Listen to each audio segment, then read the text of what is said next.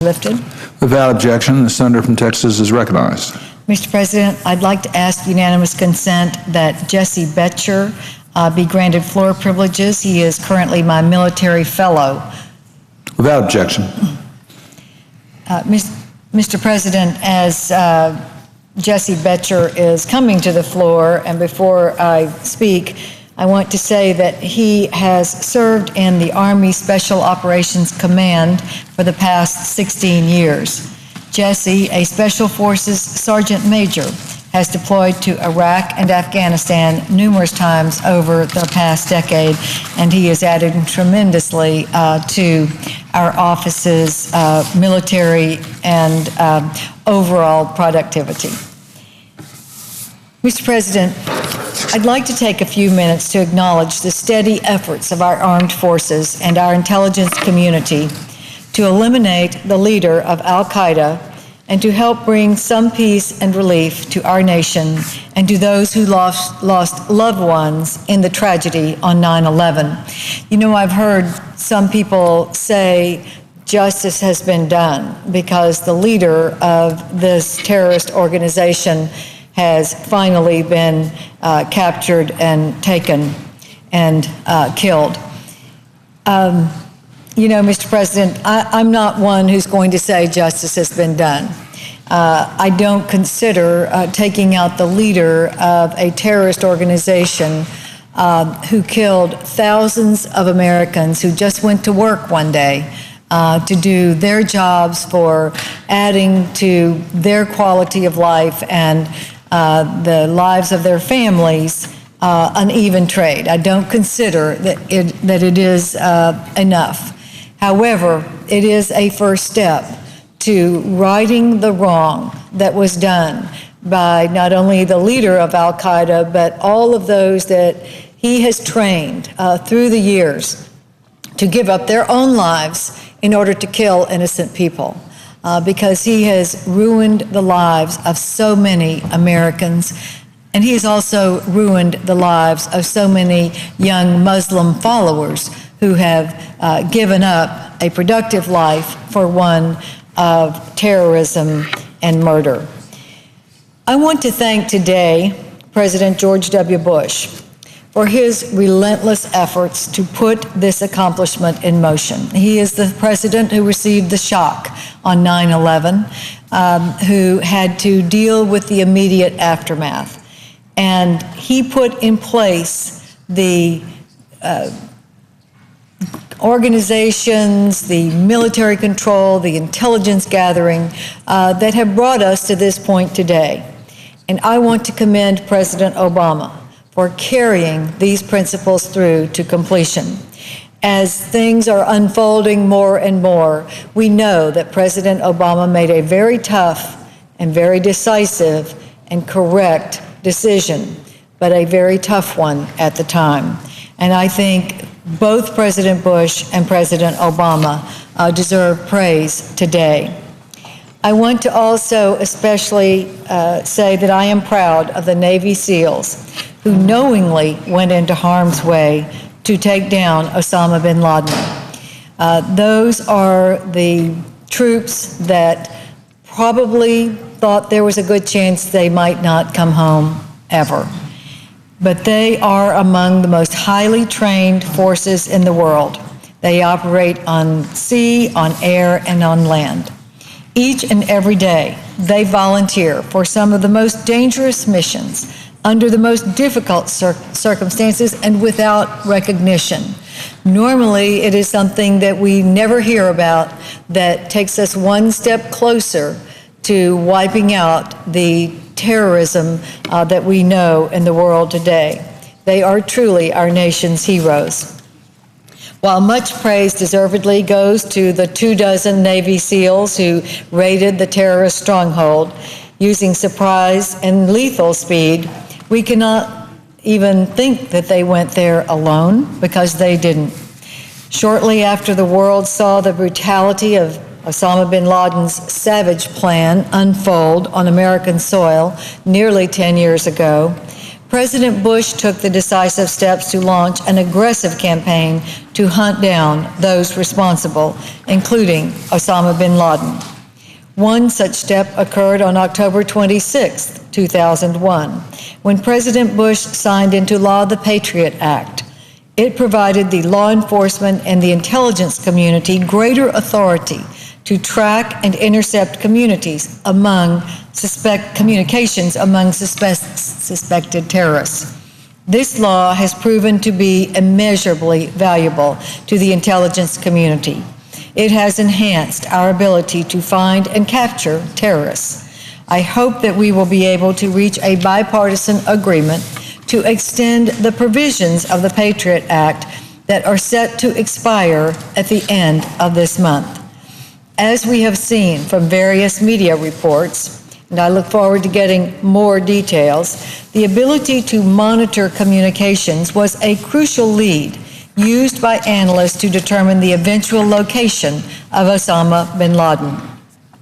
As my colleagues are aware, the provisions that are set to expire include the authorization for the FBI to use roving wiretaps on surveillance targets, because at the time that we took up the Patriot Act, we were still having to get permission from authorities to wiretap a telephone number, not keeping up with the technology advances that allow you to have a cell phone and never have a landline, and throw away a cell phone every 15 minutes if you think that you are in danger of being surveyed. So, of course, we had to lock it into the target, not to the phone number. That's part of what the Patriot Act does. It also has a lone wolf provision that allows for the investigation of individuals who are acting alone, but who have been radicalized and are sympathetic to terrorist organizations and pose a significant national security threat.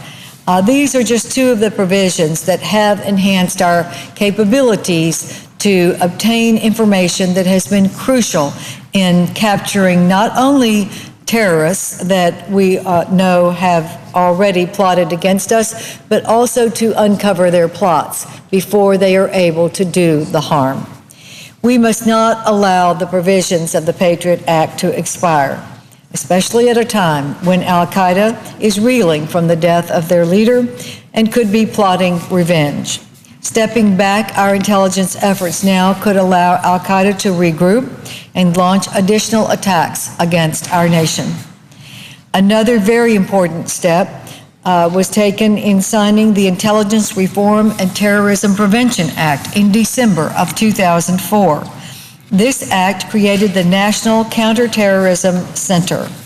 This center is the primary organization in the United States government for integrating, analyzing, and sharing all intelligence from the CIA, the FBI, the Department of Defense, and others that pertain to counterterrorism. This was a very important tool for assimilating the various information that were being gathered by many of the intelligence organizations and putting it through one grid, one analysis. And it was that painstaking analysis through the last 10 years that allowed actionable intelligence to be the instigator of the effort to take out Osama bin Laden. Within our military, we have a small group of Tier 1 units that are specially selected and highly trained for this exact type of counter-terrorist mission. They have gained fame in the last few decades through books and movies. These heroes are real. I would like to point out that the commander of these elite warriors, Vice Admiral William McRaven, is a proud Texan from San Antonio who is also an alumni of the University of Texas. Admiral McRaven is a highly decorated Navy SEAL who lives by the SEAL Code and earns his trident every day. Vice Admiral McRaven has been nominated by the President to receive his 4th star, and if confirmed, will lead U.S. Special Ops Command. I can think of no one better qualified to lead our special operations than he is, and I look forward to supporting his confirmation on the Senate floor. While these highly skilled commandos deserve every accolade that is bestowed upon them, we can't forget those who guided them to the target: the direct and indirect support personnel, the technicians, the analysts, the pilots and crews, and all of those who have worked meticulously and attentively for years to finally put together the pieces to get the SEALs to the right place at the right time. We have seen many changes in the past 10 years. Departments and agencies have been consolidated or created.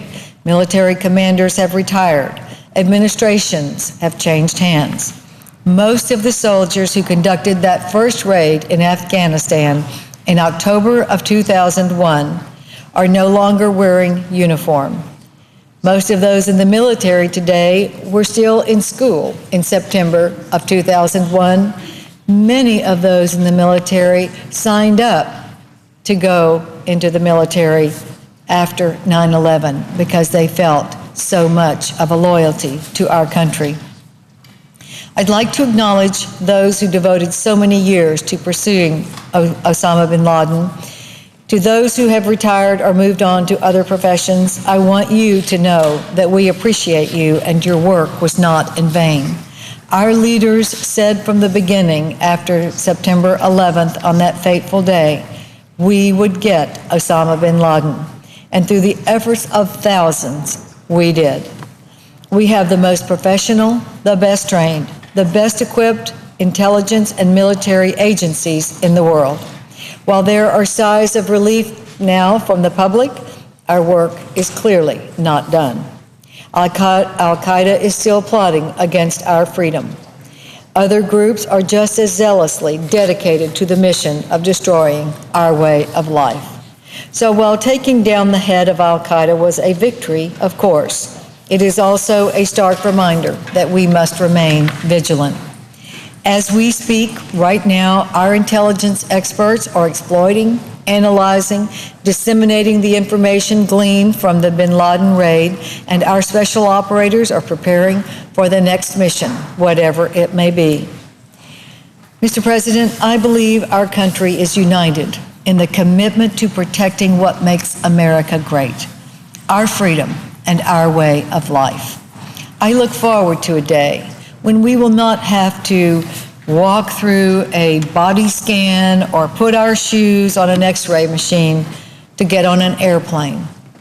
I look forward to a day when we will not have to fight against an enemy that is living among us, an enemy that is plotting against us in our own country, an enemy that is willing to kill itself in order to kill innocent people and destroy our way of life. I look forward to a day when we never see a body bag at Dover, Delaware, one of our military elite coming home, having made the ultimate sacrifice. That day will only come if we as a nation remain willing to fight and even die to protect the ideals of America, the foundation that was laid by our founding fathers and has been protected by every generation since that time. Today is a day that we reflect on those principles. It is a day that we renew our commitment to uphold them at all costs. Thank you, Mr. President, and I yield the floor.